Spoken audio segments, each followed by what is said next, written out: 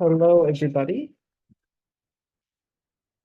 I hope you're doing well. I'm just gonna give everyone a second while they jump in.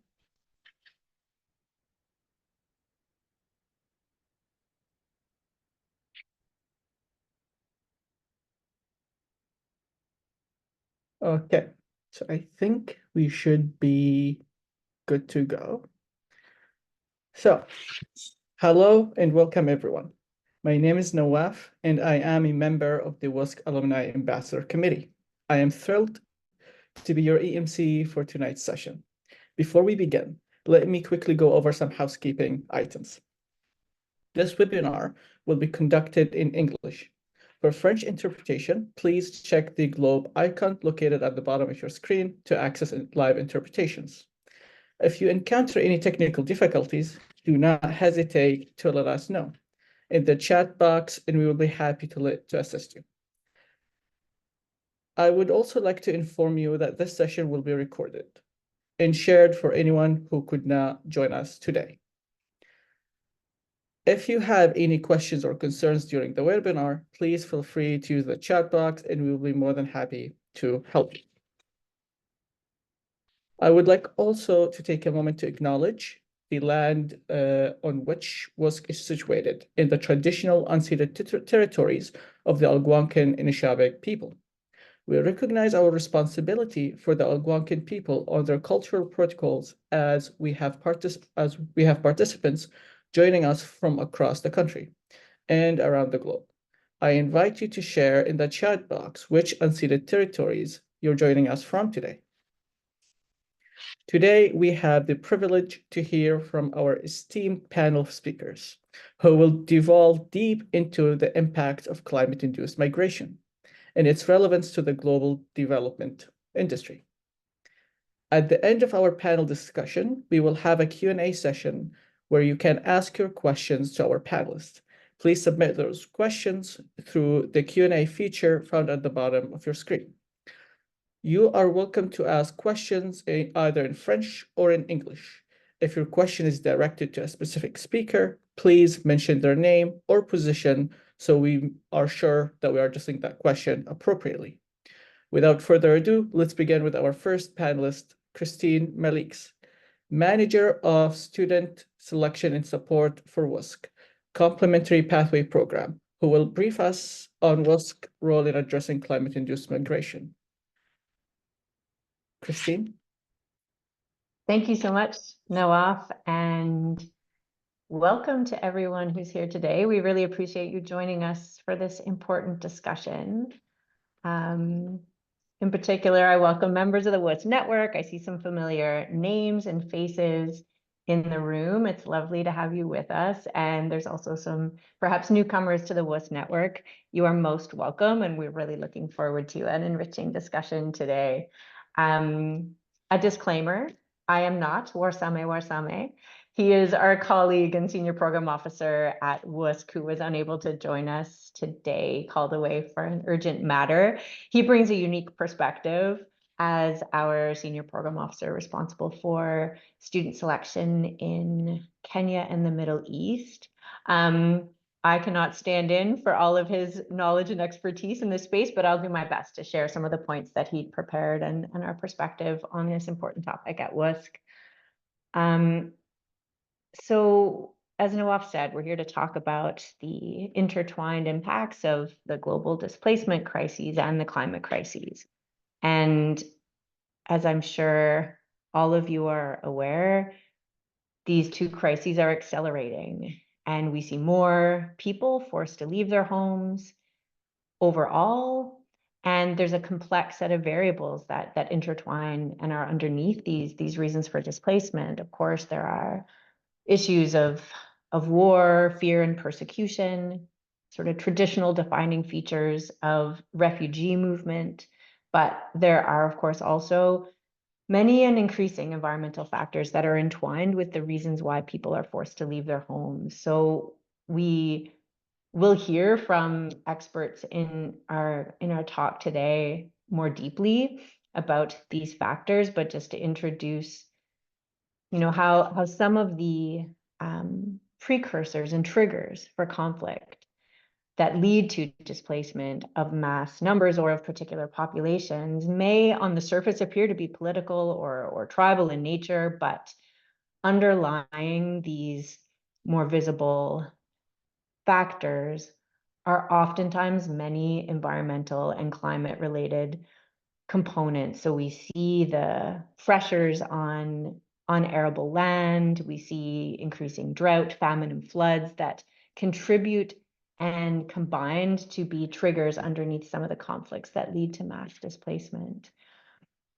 We, as WUSC, have a unique vantage point, I will say, and hopefully we're able to make a unique contribution to this intersection between climate and displacement. Many of you here today know about our work, perhaps in the Student Refugee Program, and WUSC is also running a volunteer cooperation program, Ignite.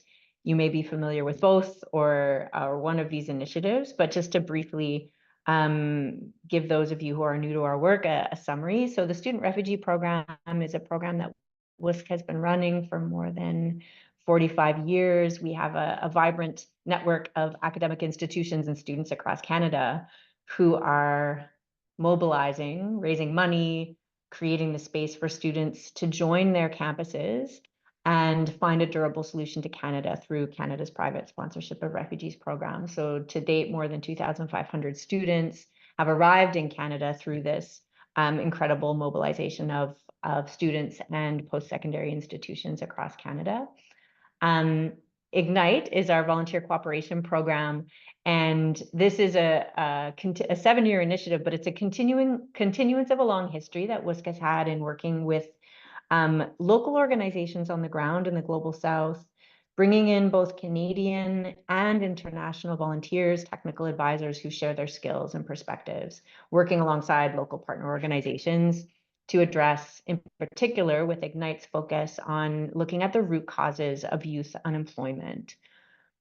So I'll just say a few more words before passing back to our MC. Something that our team has been able to observe in recent years, the intersection between climate and displacement.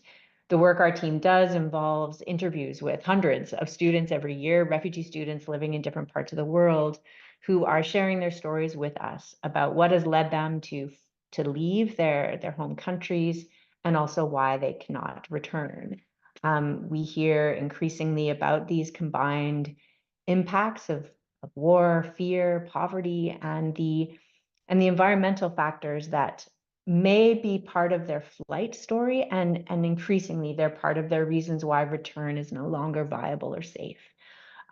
We hear about, in sub-Saharan Africa in particular, the importance of agriculture as the primary livelihood for many families, and how access to land and the impacts of droughts, floods, harsh weather events, rising temperatures have on the conditions, especially for smallholder farmers. We also hear about it in the Middle East with access to water being such a primary concern, and how not just in home countries, but also in countries of asylum where refugees have fled.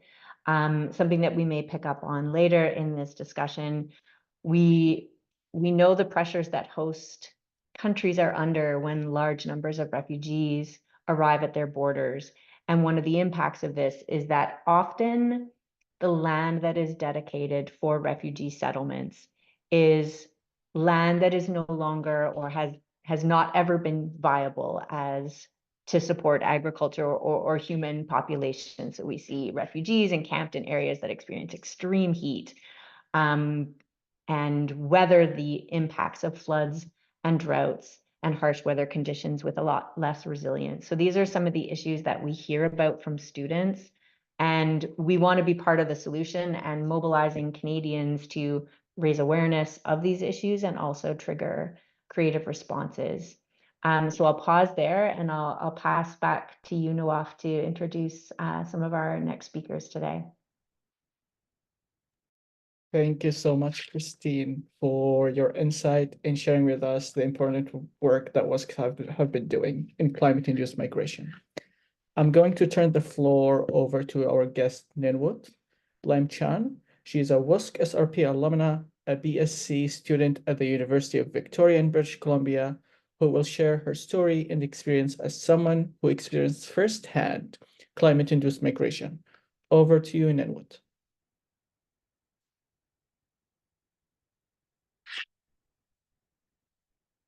Nyanwut, you're mute. Thank you, Nawa, for the introduction. As you heard, my name is Nyanwut Lem Chan. I'm a current SRP student in University of Victoria, British Columbia. My story dates back to my parents moved to Kenya as refugees, not only because of the war that had come upon South Sudan, the civil war, but also because of the climate, of the floods that are affecting parts of the Nile Valley in Jonglei State. Because of that, mostly when my parents were moving southwards and they moved to places that were of better refuge in Jonglei, because of the Sud microclimate that has caused a lot of floods and displaced a lot of people till to date, they were one of the reasons that made them come to Kakuma refugee camp. And another issue also that has had made most of my relatives move to Kakuma refugee camp because of the oil exploration in parts of my home country that has caused a lot of imbalance in the ecosystems and caused a lot of diseases and reproductive problems and birth defects and even infertility to some cases. Also, moving to Kakuma, I was born in Kakuma. I was a refugee. Studied in Kakuma, did my high school in Kenya, in Nairobi, in areas in Nairobi, then went back to Kakuma and applied for WUSC. Living in Kakuma and even having a voluntary job as a secondary teacher really opened my eyes about a lot of things in Kakuma. Like, Kakuma was once a semi-arid area, but turned into an arid area, like almost a desert place, because of the living conditions there and the influx of people coming in, either because of war or climate problems that are bringing people to Kakuma.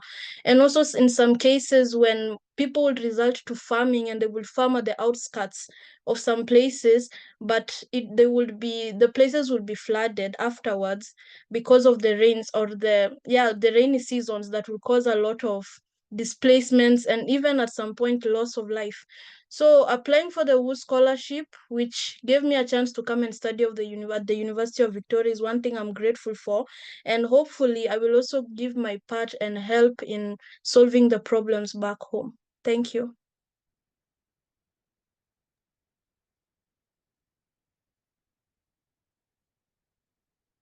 Thank you, Nyanwut, for sharing your story and give us a picture of how climate change have a human impact.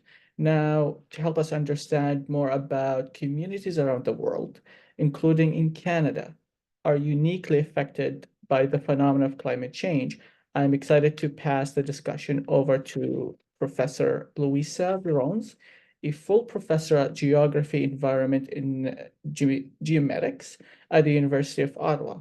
Professor Luisa, the floor is yours.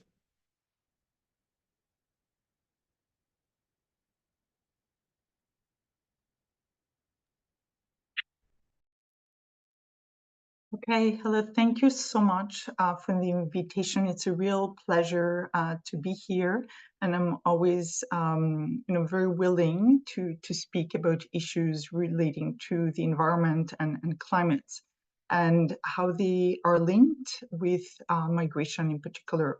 And thank you, Nyanwut, for your testimonial, because you have touched on so many of the complex aspects of how the environment, the climate, and their impacts are intertwined with a variety of factors to contribute or exacerbate forced migration, but also sometimes other types of migrations. So we'll start by defining the terms a little bit, because there is no agreed terminology on how to call migrations or flows of migrants whose experiences are linked to environmental and climate factors. So the one that is used for this WUSC webinar today is climate-induced migration, which is a quite useful term, even though it might not be perfect. So there have been, over the years, many debates on the terminology, how to call groups who need to move, change places due to environmental factors. And there is significant research, but still no consensus or agreement, and there's no perfect term. I'll give you some examples of how difficult it is to find an adequate notion to speak about these types of migrations. Some speak of climate refugees or environmental refugees, but the problem is that according to the official definition in the Geneva Convention of 1959, refugee is someone who is persecuted due to political and other factors, and the environment or climate are not listed there. So officially in legal terminology and policy, we cannot speak of these peoples as refugees because it doesn't correspond to the official definition.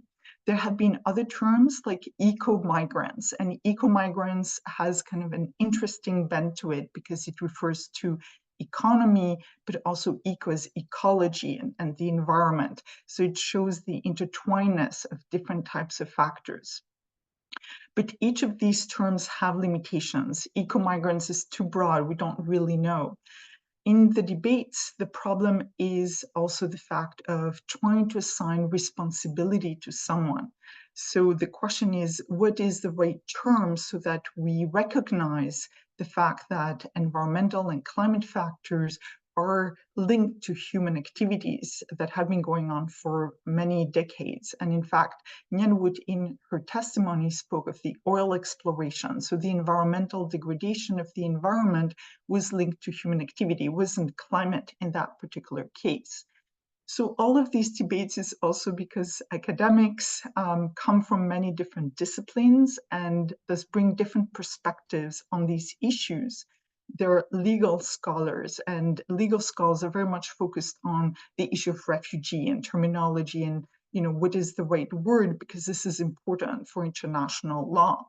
On the other hand, there are environmental scientists who tend to be a bit alarmist because they focus entirely on the environment or the impacts of climate change, but they don't know that much about how complex migration is.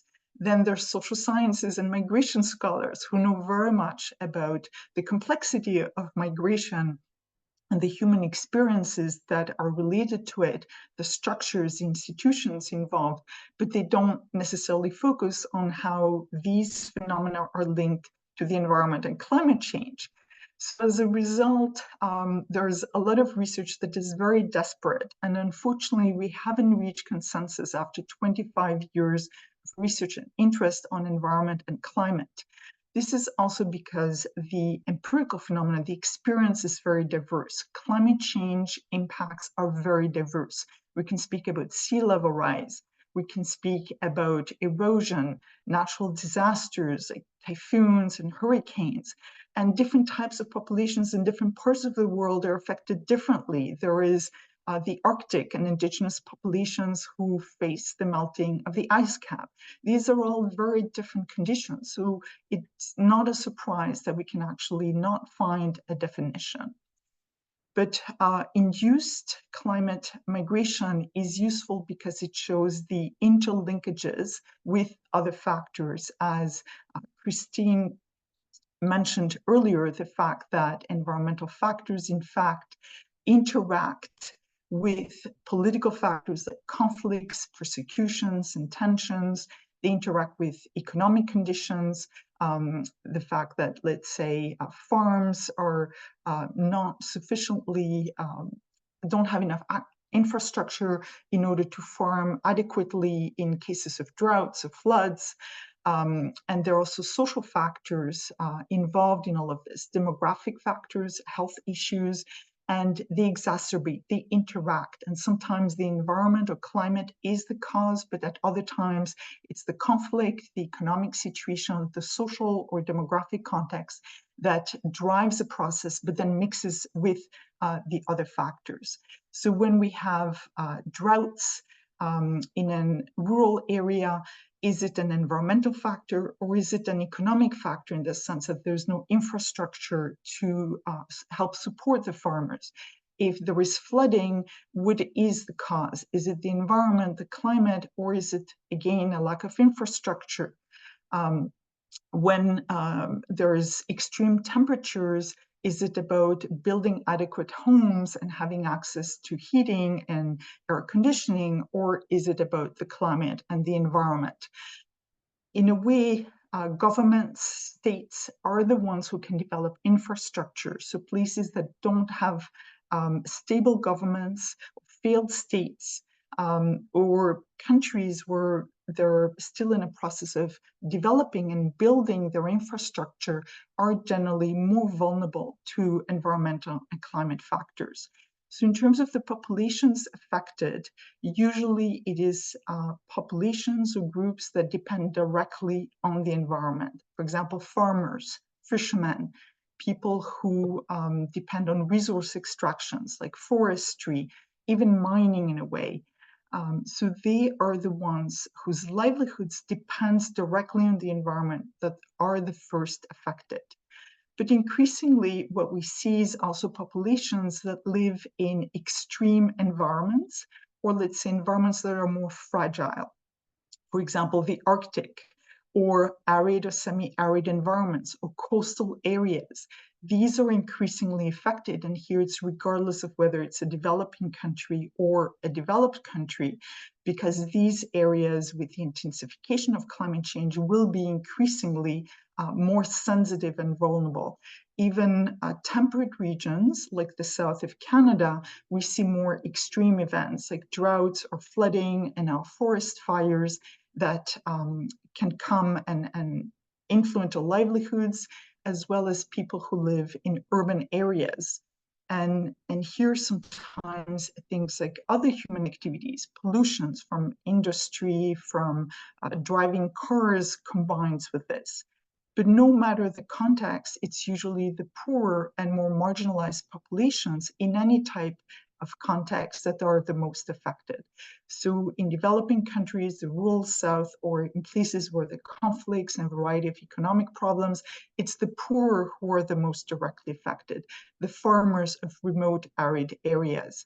But even in developed countries, here in Canada, we also see populations like Indigenous populations who live in remote reserves being affected. So I think this is the combinations being directly dependent on the environment, living in areas that are prone or becoming increasingly more vulnerable to environmental and climate change. But in any context, it's the most vulnerable areas, the most vulnerable and poor people.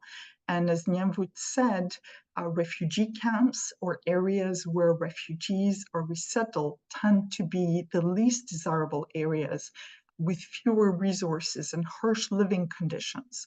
So I hope this will give you a bit of a sense of the types of populations affected, but also how complex the issue is and the efforts that we need to put in better understanding how to address this complex set of issues. Thank you, and I'll pass the floor back to Nawaf. Thank you, Professor Veronis, for your insight and for your sharing with us your experience and knowledge. Let's continue this discussion with Geneviève Minville. She's a PhD student from York University, a research specialist at the Center of Expertise in Physical Health and Wellbeing of Refugees and Asylum Seekers, CERDA, in Montreal, who will explore the economic and social consequences of climate-induced migration. Geneviève, the floor is yours. Thank you, Nawaf, for the introduction, and thanks to WUSC for the invitation to take part in this very amazing panel. So as mentioned by Nawaf, I'm a PhD student at York University in Toronto, but I also work for the CERDA, which is the Center of Expertise on the Wellbeing and Physical Health of Refugees and Asylum Seekers located in Montreal. So today my input will draw from both of these experiences. And because of that, I'd like to take a moment just to talk about what the CERDA is exactly and what what are our expertise in terms of climate-induced migration. So the CERDA is a key player through our contribution as an advisor to the Ministry of Health and Social Services of the province of Quebec. It is part of the Academic Affairs and Research Ethics Department of the Integrated University Health and Social Services Center of the Centre-Ouest de l'Île de Montreal, a very, very long name. But basically our mandate is to support the Integrated Health and Social Services Centers throughout the province of Quebec in assessing the well-being and the physical health of refugees and asylum seekers upon their arrival in the province. So it's a very specific health mandate. During the summer of 2023, we discussed actually with refugees and asylum seekers in Quebec to examine how climate and environmental change can influence their displacement. So from there, the goal was to make recommendations to the Ministry of Health and Social Services so that they can adapt the services that are intended for refugees and asylum seekers to be more climate sensitive. And these discussions actually led to a podcast, which maybe I'll talk a bit more later, but it's called Précipitation.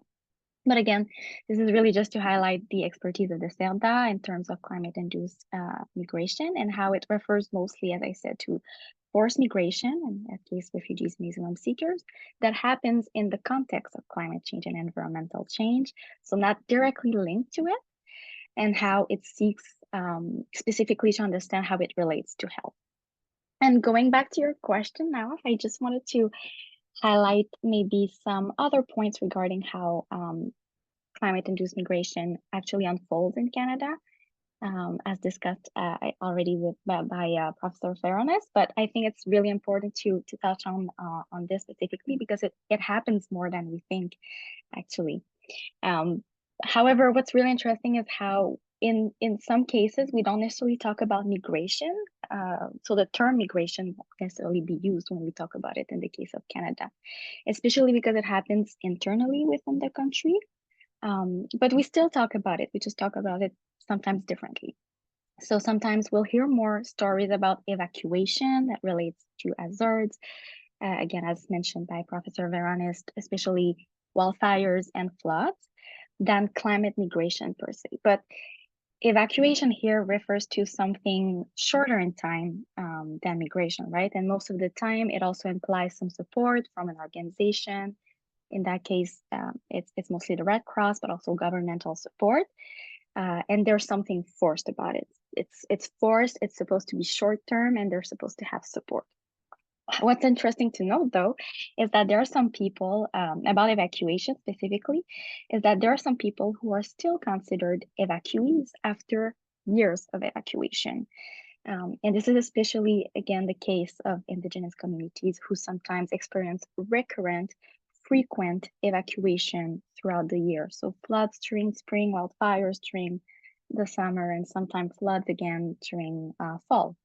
So with that in mind, I would say there's really a need to acknowledge the different terms that we use to talk about displacement in the context of climate change and environmental change, and what these terms entail and how we talk about it. And another thing that we can learn from climate-induced migration in Canada, what it can teach us is also how place-based it is. So what I mean by that is that both the impacts of the hazards and their consequences will depend from one place to another, from one community to another. So not every hazard will lead to displacement, and there's no one-size-fits-all way to address it.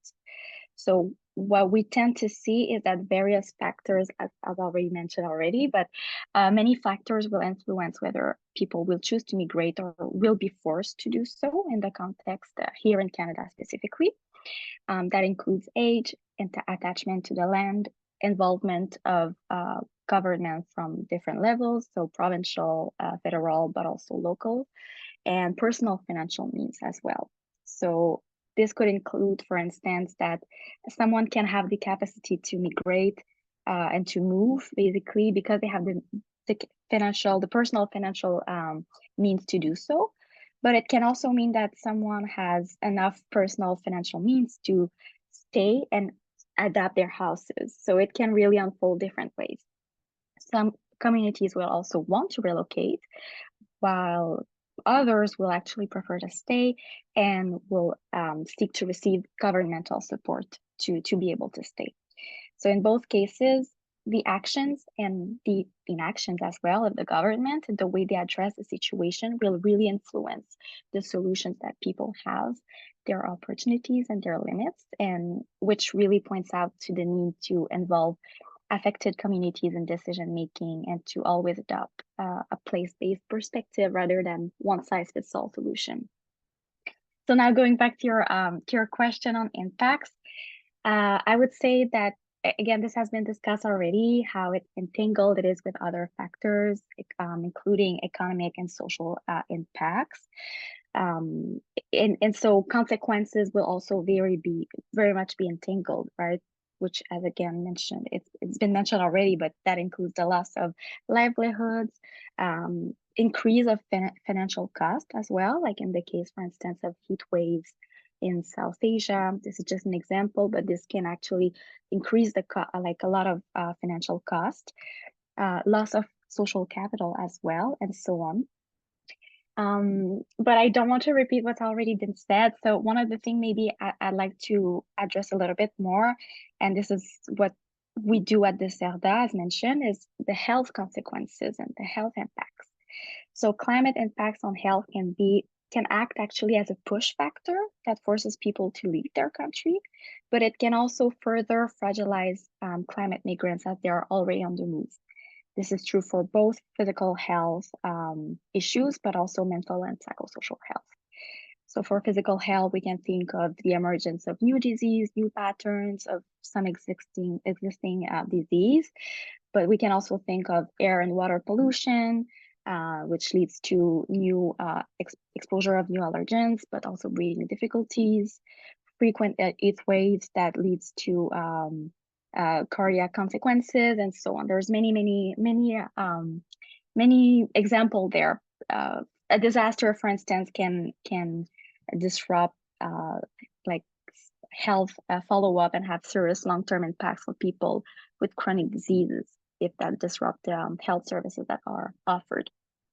So all in all, these impacts can obstruct people's capacity to meet their basic needs and force them to find a better place to live, where those health issues won't be a problem anymore, or at least that's the hope, right? And again, in the case of mental and psychosocial health, we can think of post-traumatic stress, anxiety, depression. This is especially true among children. And once people arrive here or elsewhere in their host community, they also face more risk of potential discrimination if they don't necessarily have access to migration status. So again, these are just I see that I'm going over time. So these were just a couple of examples to see how intertwined it is and how it's really important to also address the health consequences. Thank you. Thank you, Geneviève. I'm going to turn the floor over to Abdullah Olewi, a senior program officer at Student Refugee Program Alumni Engagement at WUSC, who will discuss the impact and how programs like the Volunteer Cooperation Program and the Student Refugee Program can enhance our response to these challenges. Abdullah, the floor is yours. Thank you, Nawaf. I would like to talk about how a program like the SRP and the VCP can contribute to raising awareness when it comes to climate change issues. I would like to start by saying that in 1951, the UN Refugee Convention, which was created in response to the European refugee crisis after World War I, define refugees as people who are fleeing persecution and violence. However, this classification of people does not talk about climate migration or migration that is caused by climate extremes. I believe that it is time for the world to move forward and establish global laws when it comes to addressing climate change and climate-induced migrations. Programs like the SRP and the VCP can help raise awareness of climate change issues throughout sharing real-life stories from our students, from our alumni, from our network, by highlighting the issues and listening to individuals who have experienced the effects of climate change directly. When it comes to the SRP resettlement, climate change may not be the main factor that caused students to seek migration. However, it does add to the struggle in country of asylum. For example, in the Middle East, Syrian refugee camps are flooded almost every year. In other regions, those camps are located in the desert. People who live in these camps are always facing rising issues due to climate change, and it is vital for us to shed a light on these issues and understand them. Nyanwut's story is an example of this issue, and it is one of many, many stories that are located within our SRP community. Engaging these individuals will help bring these stories to light and will show that climate-induced migration is a serious problem that we need to deal with and to address as soon as we can. Our VCP volunteers travel and live in communities where the effects of climate change are more visible than they are here in Canada.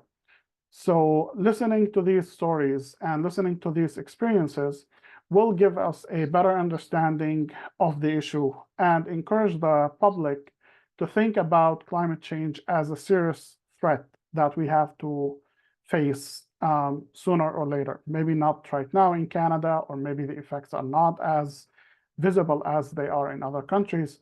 However, it is a serious problem, and we need to address it as soon as we can. I would invite my colleague Christine to add more perspective. So back to you, Nawaf.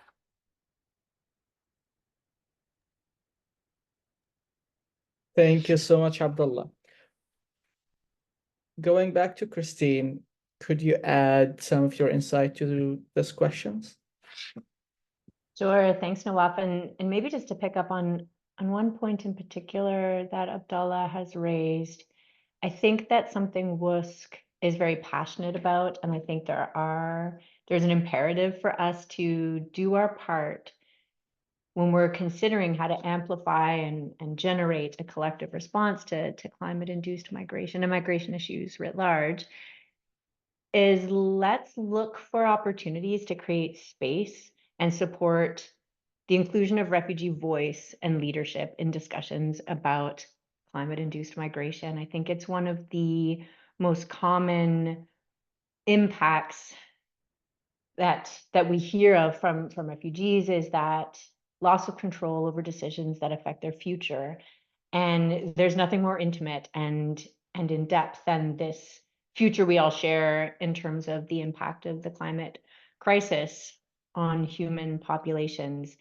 So I think that it's something unique that an organization like us can do. We have a huge alumni network in Canada. We also work in close collaboration with refugee-led organizations in different countries of asylum. And I think that we have been wanting to more actively ensure that there is leadership and space created in global events, in research, in responses to community challenges, that refugees are at the forefront of both defining and having access to the resources to solve the challenges that face their communities. I think it's something, for those of you in the room who may be development practitioners, we see the impacts when funders approach populations in silos. Refugees are often excluded from accessing funds that a government like Global Affairs Canada, for example, the funds that we provide in our development agenda may not be able to be applied to refugee populations in a particular country. This creates this further exclusion of refugees from complex issues. And we need the voice of refugees at the table when we are both understanding and analyzing the impacts of climate change and also devising solutions. So I think that's something that WUSC, alongside other international actors, academic institutions, can do together is where can we invite to the table refugee leaders so that they can be part of the solution. I'll pass back to you, Nawaf.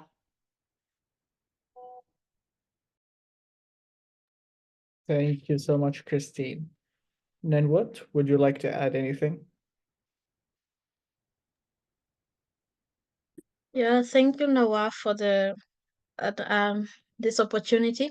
To second on Christine, where she said something about involving refugee leaders to actually be at the forefront of these discussions is a really nice thing, because I believe those who have the experiences are at a better position to actually express what they would like to be done to help them, which I think is a good thing. Also, coming from Kakuma and knowing the hardships over there are a lot of things that might not be known to public because they are just suppressed within the communities itself, which is a good thought for me. Like, it's a good idea for it to be implemented that way.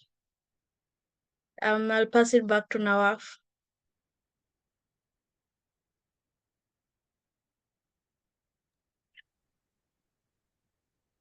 Thank you so much, Nyanwut.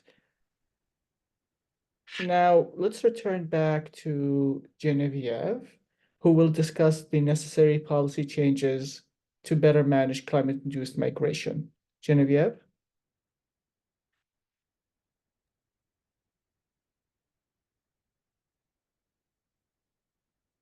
Okay. Sorry, I Yeah. cannot start my video. It says it's unable. Okay. Okay, I can just speak. Okay, now I can. Thank you. Yeah, I think a couple of things have been mentioned already, so I don't want to repeat what's already been said. We talk about, how to involve communities, how to also include like different levels of governance. And I guess one of the things maybe that I would add, and perhaps other people will want to add other things on that, is how it's important to have interdisciplinary measures and partnerships. So beyond, we tend to talk about it a lot from a legal perspective, but it's important to talk about it beyond it and see how there's other way we can also address it.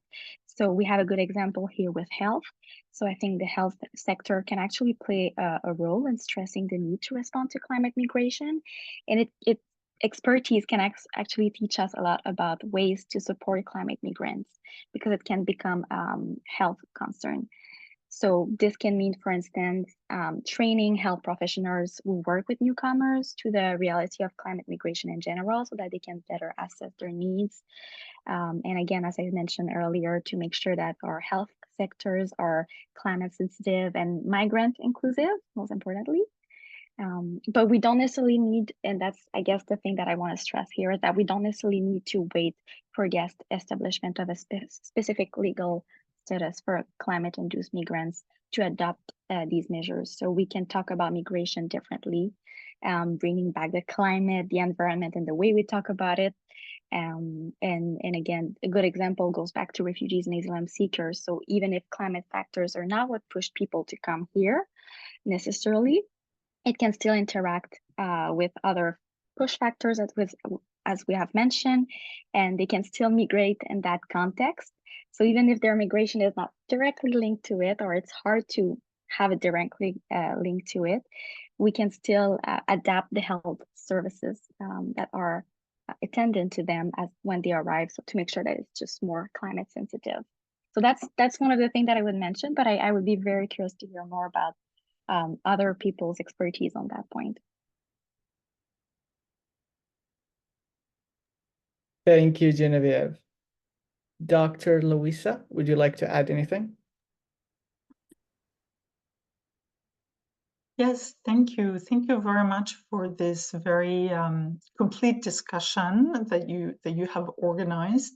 In terms of the policy changes or policy strategies, clearly the Refugee Convention that Abdullah mentioned earlier is very important, but I think it reflects the needs at the time, and today maybe has some shortcomings or is limited in order to address the complex conditions of the world today and the complex drivers that lead to migration, as well as the fact that increasing numbers of people may want to leave their countries. And we see right now, whether it's to try to reach Europe, to try to get to the United States, that there is no appetite for receiving countries of the global north to make significant changes to the policies. They still want to select the best and brightest who will contribute to their economy above all. So we need generally to find other ways in order to help facilitate migration. So here, I'm not necessarily going towards the open border perspective, which is quite extreme, but find ways to better respect the right of people to live in a way that is empowering and with dignity. So specific changes could involve using existing migration programs or advocate for more bilateral or very specific types of migration programs. I'm thinking, for example, of the seasonal agricultural workers program. So I know it has a lot of problems with it, but this Canada's seasonal agricultural program that brings migrants from Mexico, Guatemala, and a few other countries, and a few of the other temporary programs that Canada has put in place, brings people year after year without them necessarily being able to access permanent residency and stay in Canada. Arguably, in my mind, the seasonal agricultural worker is a type of environmental program because it's often farmers who have issues in their country to farm, so they come in Canada to farm. To me, this is an example of a solution that obviously needs to be improved to respect the rights of people. I think we could also have more ambition in terms of acknowledging the global inequality that is going on and the long history going back to colonialism, post-colonialism, capitalist imperialism in creating a very unequal world today with problems everywhere pretty much. So how can we actually build better societies and empower the places of origin, the communities, or help countries that face political, economic, social problems to solve the situations in order to, in fact, allow people to be willing to stay because they have the quality of life they need. They can be productive members of their society. So improving quality of life in different parts of the world is also a solution. So I know it's very big, very ambitious, but we need to address the root cause of the problem, which is inequality that has built over a very, very long period of time, and it's still ongoing. And lastly, I think the programs that WUSC offers are a good starting point, in part because they give student refugees access to education. They're empowering programs. And as Nyanwut said, she wants to be able to contribute to improving the conditions back in her home country. Moreover, WUSC involves a huge network, so its impact is very significant across different areas. So education, but it can also bring in climate change researchers, the civil society who wants to make a change. It can help bring awareness, but also pave the way for action. And so connecting these different actors is important.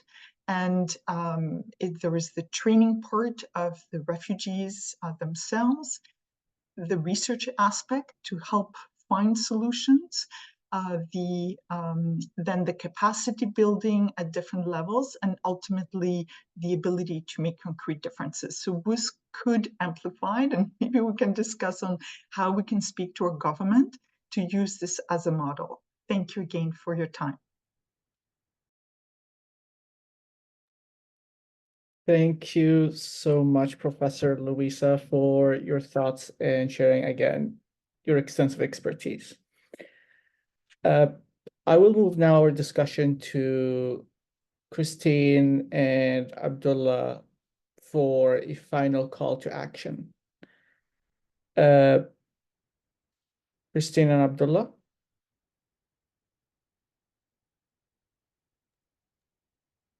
Thank you, Nawaf. I would like to start.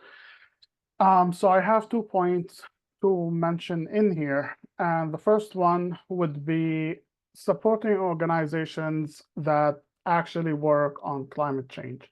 For example, our organization, WUSC, we do have our programs, and supporting organizations like WUSC, either directly through supporting the VCP program or and the work that we do around the world, or even indirectly through the SRP program, can help refugees highlight their stories and bring them to light in order for more people to understand this issue and to move towards solutions that can actually help us address climate change before it is too late. I believe Professor Luisa mentioned this point earlier, but I would like to mention it again because I believe that it's a vital point, which is engaging our network. And I'm talking about WUSC's network, whether it is the VCP alumni or the SRP alumni. We have been doing these programs for quite a while now, and our network is vast and diverse with people who are in position or may know people who are in position to affect real change and create a response. Lawmakers and governments may not be on board at first, which is something expected in every issue. However, I believe that engaging our network more and more and motivating them to speak up about this issue and to provide them with space to either bring the issue to light themselves or expanding it within their network is a vital part of our ongoing battle with climate change. Christine, anything you'd like to add? Thanks, Abdullah. And all of the points made by all of the speakers have been really insightful. And I would just, I think, use my final 1 minute to give a shout out to you, Nyanwut, for coming to the webinar today and sharing your personal story and taking your personal life experience to a place that can help educate and mobilize and motivate and inform others. And I think this is building on what Professor Luisa and Abdullah have just said about the power of WUSC's network in Canada and globally. And I think when we connect refugees who have come to Canada with communities they are still working with and for in countries of asylum, and also their connections to countries where they have come from, the countries of origin, and looking to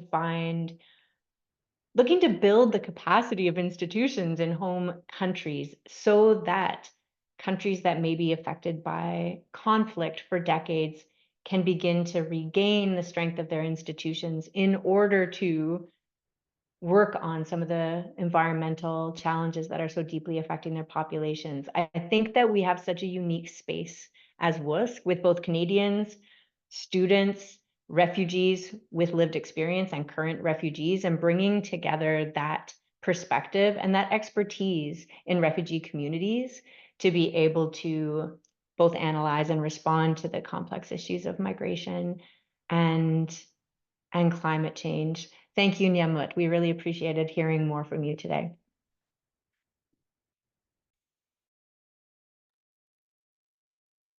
Nyanwut, do you have anything to add?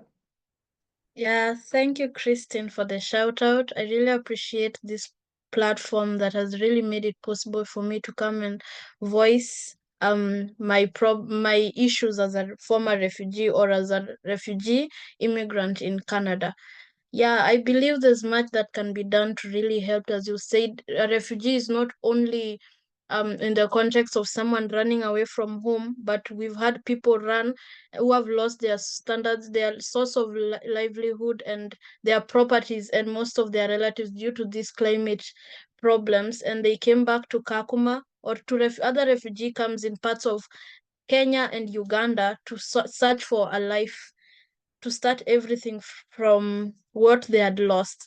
So it's a good thing, and I would love to be involved in much more programs like this, and also other incoming programs that will help to give my ideas on how we can change or help back home, like teaching or improving their agricultural skills, since I see most of them result to agriculture back in Kakuma. But because of the floods, the little floods that happen because of the rains, and there's no let's say enough, because Kakuma is a semi-arid or arid area, and the rains will tend up to wipe out everything, including people's houses, and people have to start from scratch again to move to other zones to start their places and lose their small farms where they used to get their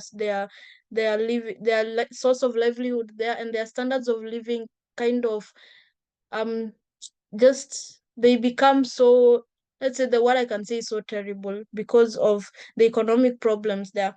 So I believe there are a lot of things that can be done to implement that, like starting from the refugee camps itself, before we go back to the places that are affected by these climate problems, teaching or as I had heard one of the speakers had mentioned about creating policies or NGOs that would actually deal with these climate problems.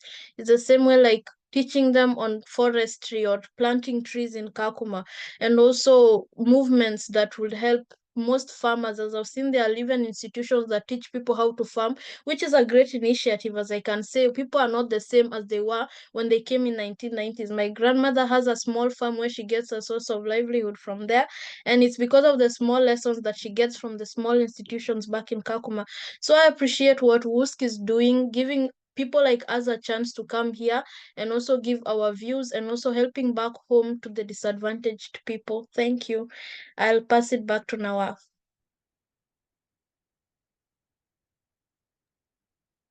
Thank you, Nyanwut, for sharing with us your expertise. Now, I want to thank our panelists for such engaging and wonderful discussion. I will open it now, the floor for Q&A from the audience. Again, please submit your questions in the Q&A function at the bottom of your screen. And if you have any questions that are specific for one of our panelists, please mention the name or the position of that panelist. And if you're having any technical difficulties, please let us know through the chat box function, and we'll be more than happy to help you. So we already have a few questions.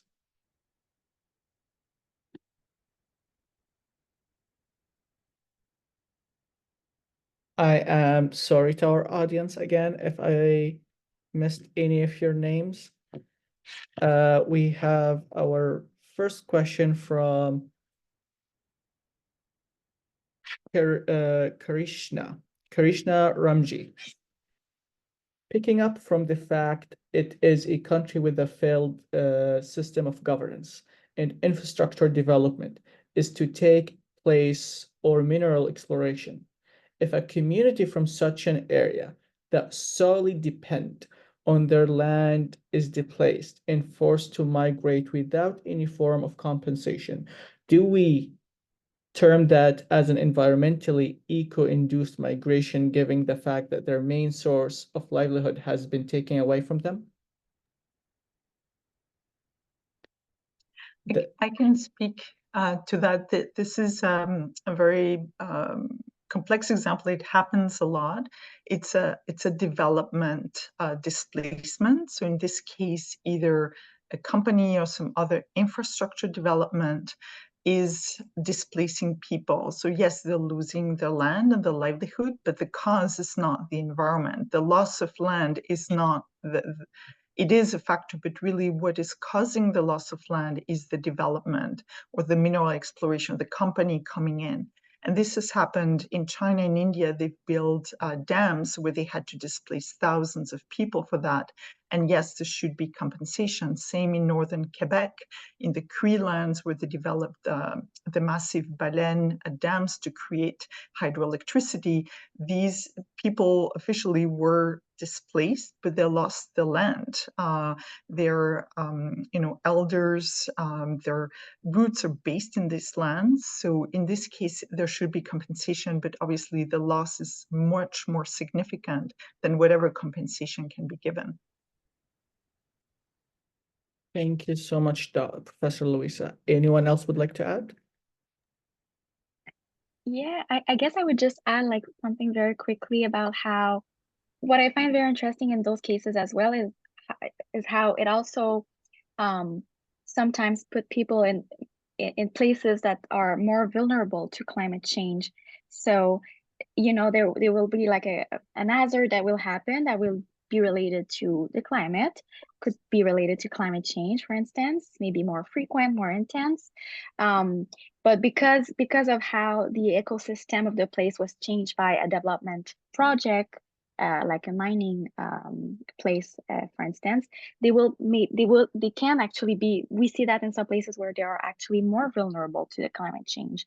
So, and it's just really interesting how it still intersects and it's easily put under the framing of climate migration after that. That's my, I guess that's my perspective on it, but it's more convenient maybe in that case to put it under climate migration rather than addressing the root causes, as Professor Veronis was talking about earlier.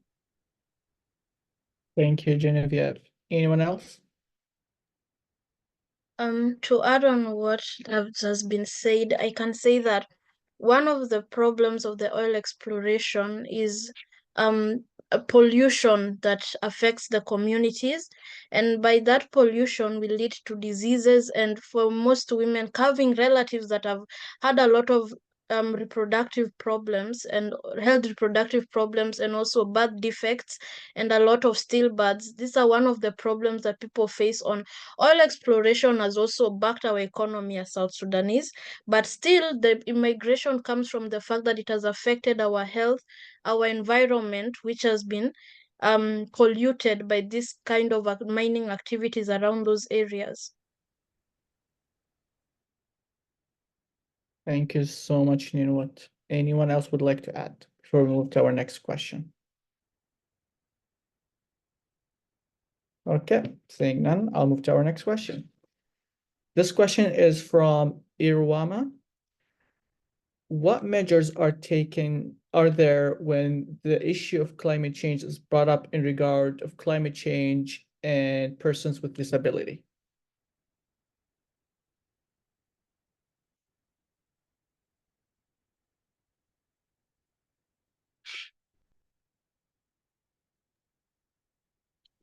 Again, I can answer that question along with a few questions around children and women.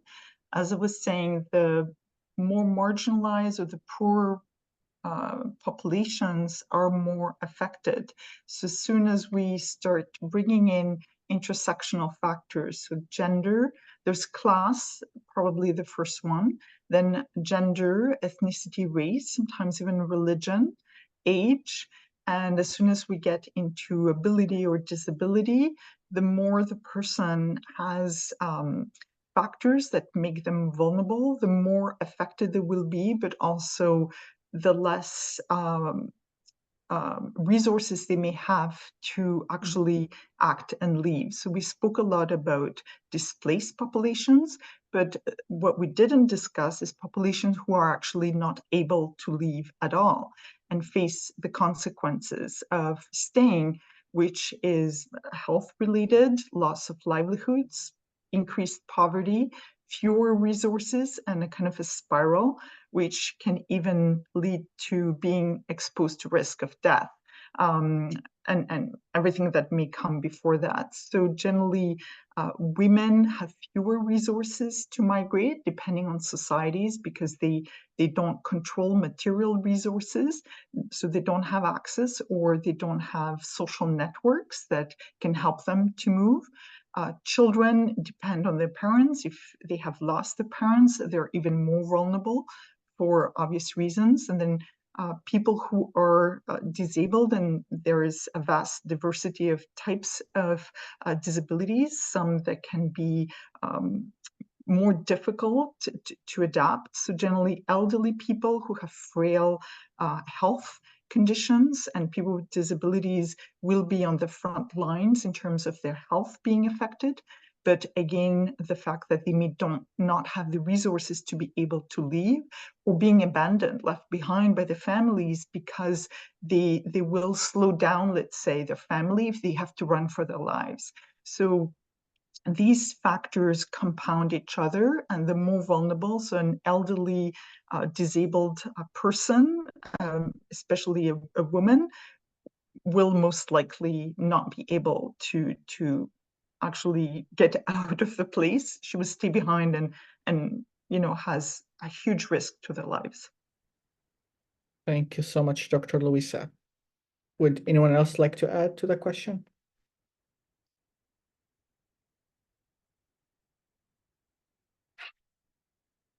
Okay. Well, Dr. Luisa, I know you're answering this question in type, but I'm going to bring it here. So we have two questions for you. One, what is the most significant, both of the questions, sorry, from Noor Muhammad.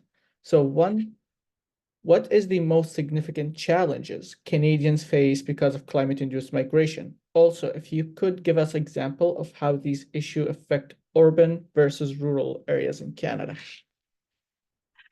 Yes, so I had started typing to help so that we can address all the questions. So in Canada, there are a range of issues. I will start directly to very specific cases like cities. So large metropolitan areas like Montreal, Toronto, Vancouver, as we've seen recently, are very subject to heat and temperatures, so high temperatures. And there is issues of hot island effects. So parts of cities, again, often poor areas of cities that are more affected by heat. So in the summer, because of the built environment that captures the heat, what we see is significant impact on people's just ability to live, especially in high humid conditions, like is the case in eastern parts of Canada. Cities also are sensitive to flooding and other types of natural disasters. So here in Ottawa, we've had tornadoes quite regularly, which, with more intense hot weather can lead to more extreme events. So built environments are quite sensitive, and not having adequate insurance means that you may not be able to address the material loss of your house. So in cities, poor people live generally in neighborhoods that have less greenery, fewer parks that can absorb the heat, and they also don't have access often to air conditioning, for example. Now, rural areas are more complex. It depends on where you live. Eastern Canada, the Atlantic region, is very sensitive to hurricanes, as we've seen recently. If we go to the prairies, there are issues of drought or flooding. There's forest fires, and then in the north, the Arctic is a very sensitive environment, ecologically very fragile equilibrium, and there's a deregulation. That's where we see the most significant impacts in terms of heat changes, for example. I'll let Geneviève maybe add, because she also knows very well the Canadian context. I think you already explained it so well, and I think one of the things we didn't really talk about today, but which is also very interesting to look at, is how refugees who come here, like whether their migration was linked directly or indirectly to climate and environmental change, whether they were affected by it during their migration. When they arrive here, they can still face the impacts of climate change. And this is something I think that goes back to what you were saying, Professor Veronis, how in urban areas, for instance, people can maybe go to places where they will be more vulnerable to other hazards that we have here.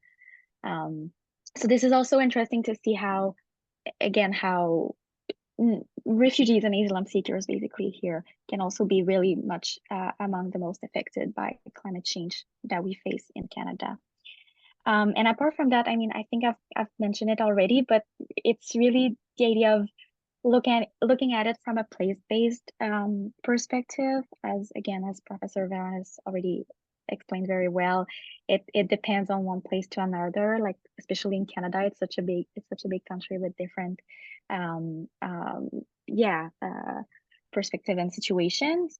There are some examples, for instance, in Quebec, where people who we had like two spring 2017 and 2019 where the floods were specifically intense because during the spring, and there were some cases, for instance, that people who lived by the rivers were actually people who really had that they had the financial capacity to stay there regardless of the flood and to just really adapt the houses. Of course, they were evacuated, but they were still able to come back and adapt.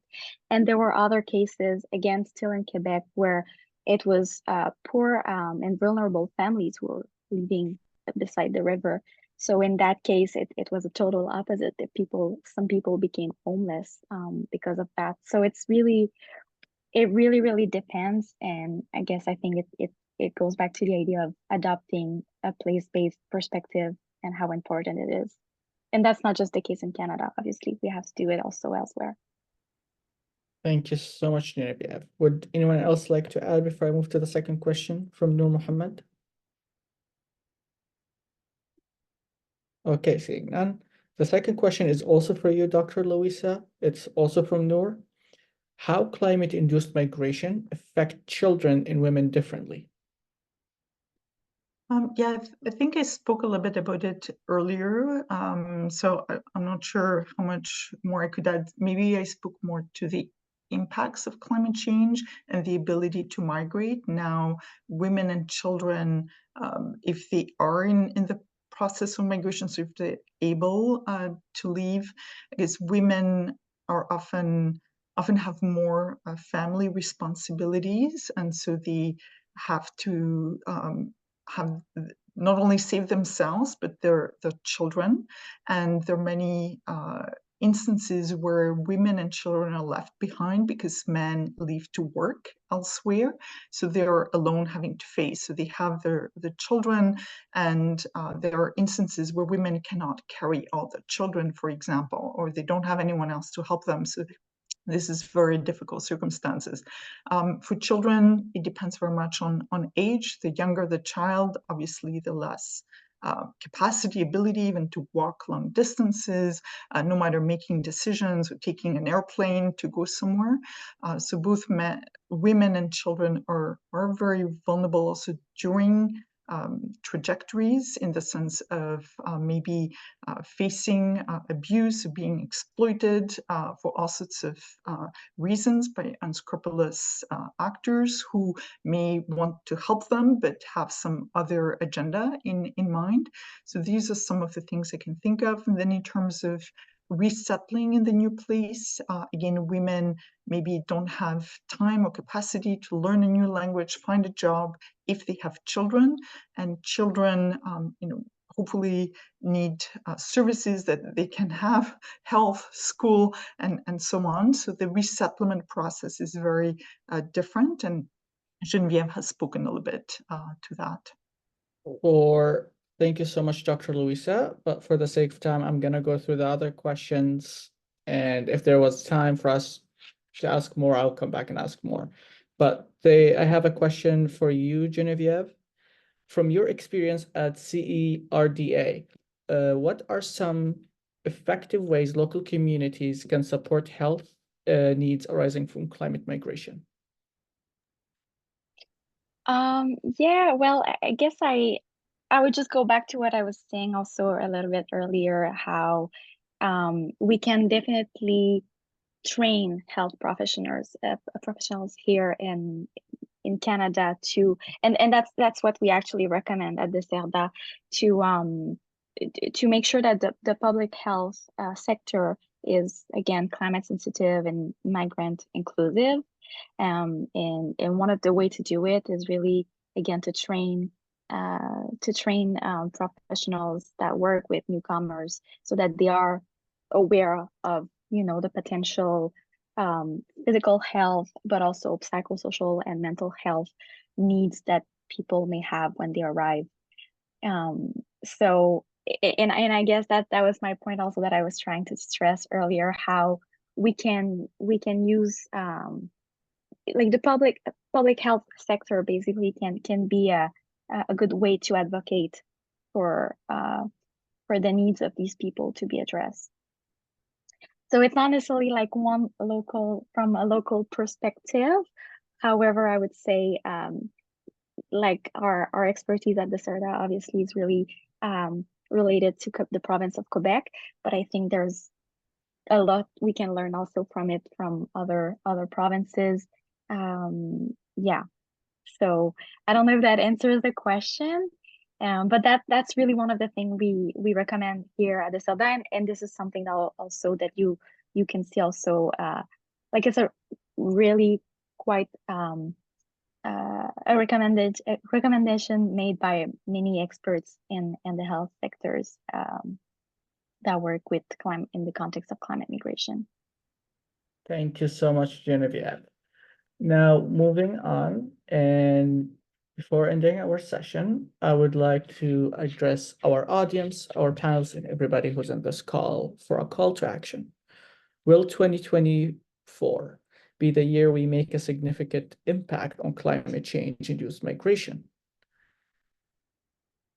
If you or anyone else would like to know more about climate-induced migration, please check our website, FAQ, or send questions to volunteers@wusc.ca.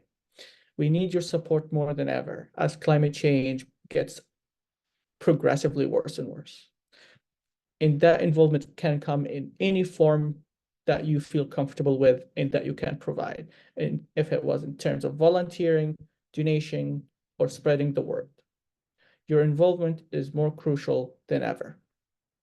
I want to also take the chance to thank the wonderful committee that planned and hosted this event, the workshop committee subcommittee from the Alumni Ambassador Committee for the Volunteer Cooperation Program.